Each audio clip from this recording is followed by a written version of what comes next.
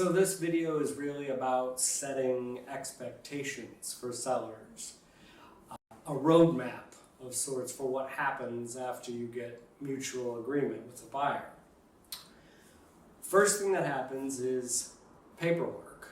You're likely to receive from the escrow company a document that asks a bunch of questions, for example, about who your current mortgage is with, whether you've done any recent work to the house. They want to know that because they want to make sure there are no unpaid invoices that might sneak up and become a title issue for the next owner, because they have to ensure title.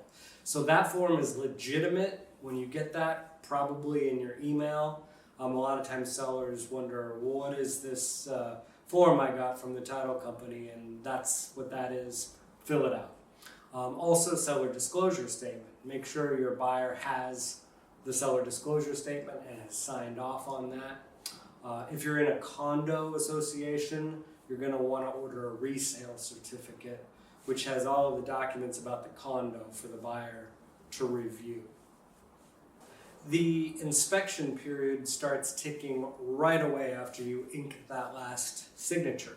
Buyers will typically schedule a home inspection within the first 5 to 10 days. Pro tip, plan to be out of the house during the home inspection for about 2 to 3 hours on average when that's happening. Once it's done, you're not going to hear anything right away. They have to generate a report for the buyer to review with their realtor. They may come back then with requests for you as the seller to make repairs, or they might ask for a credit. This is a second negotiation. You're not obligated to do anything, but if you want to hold the transaction together, it pays to see if you can figure out a mutually agreeable resolution to the inspection.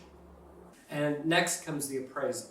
The buyer's lender is going to send someone out, usually within 1 or 2 weeks, and you won't always hear back unless the value comes in low or unless the appraiser says some work order needs to be done. They're not doing a full home inspection like what just happened. They're just looking at some basic safety issues. You'll need to make sure you have carbon monoxide detectors present on each level of the home, smoke detectors, straps around your water heater.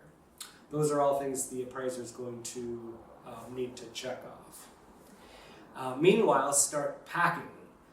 Start organizing. You'll want to be moved out by the closing date unless you've negotiated a lease back. You might want to schedule your cleaning for after you move out. Schedule that now just to make it easier on yourself so you don't have to clean after doing all that moving. A day or two prior to closing, call the utility company and ask them to transfer service into the buyer's name right after closing. Ask them not to shut it off. It's a real pain for the buyer to try to move in the dark or in the cold. Just ask them to transfer service into the buyer's name. Buyer will separately call and set up that account. Collect all of your keys, remotes, warranties, manuals, anything you want to deliver to the buyer along with the house. Leave those things in the house for the buyer. I usually suggest a kitchen drawer, extra keys, all that stuff. A day or two before closing, the buyer will usually do what's called a final walkthrough. This is not a home inspection. This is standard procedure. It's an opportunity for the buyer to do one last look at the house before they sign and make it official, just to make sure that the home still looks to be in the same condition as when they last saw it. And if you've made any inspection repairs, this is also a good opportunity for them to get eyes on those. It's also a good opportunity, it's also a good practice to give the buyer receipts, work orders from any inspection items that may have been done. Sellers need to sign closing papers, just like buyer, sometime prior to closing, usually a day or two ahead of time.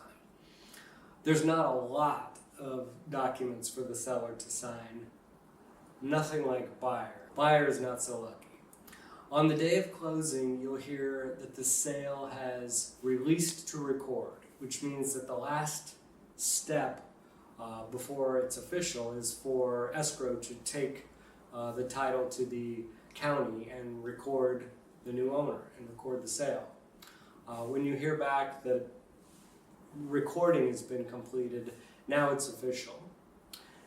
In our state and with our contract, the seller has possession until 9 p.m. on the day of closing, but generally sellers are moved out by then and don't need all that time. So frequently, as soon as the sale records, buyers can get their keys. So those are the high points of most transactions. You'll get some variation from that depending on what was negotiated up front, but that's a pretty good roadmap for what to expect.